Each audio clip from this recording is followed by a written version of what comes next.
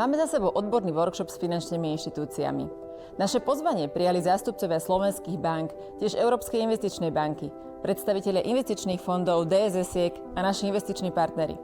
Predstavili sme agentúru a celý systém štátom podporovaného nájomného bývania.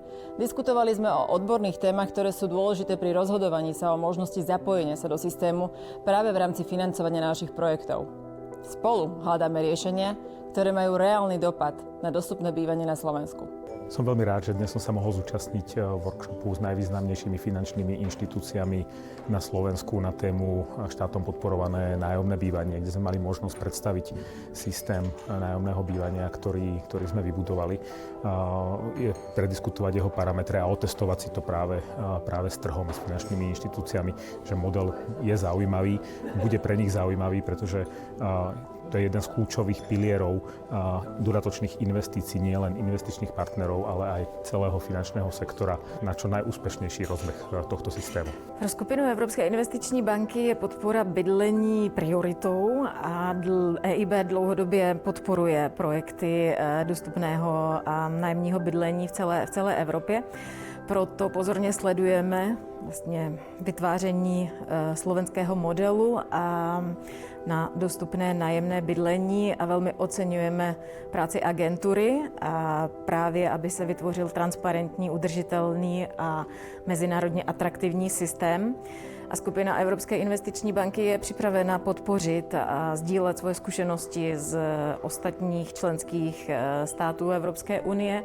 Je připravena zapojit se do dlouhodobého financování i s technickou pomocí, právě proto, aby i na Slovensku vznikl systém dostupného nájemního bydlení, ze kterého budou benefitovat všichni lidé žijící právě na Slovensku. Kooperatíva poisťovňa ako člen skupiny Vienna Insurance Group je prvý investičný partner, ktorý pridal projekt Ovocné sady alebo jednu bytovku v ovocných sadoch do štátom podporovaného nájomného bývania.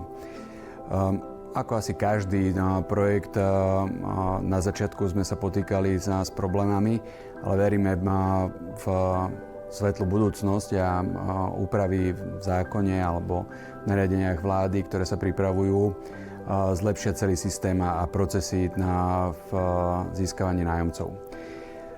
Takisto táto konferencia, ktorá bola usporiadaná agentúrou, je vynikajúce fórum na diskusiu s odborníkmi z finančného a investičného sveta.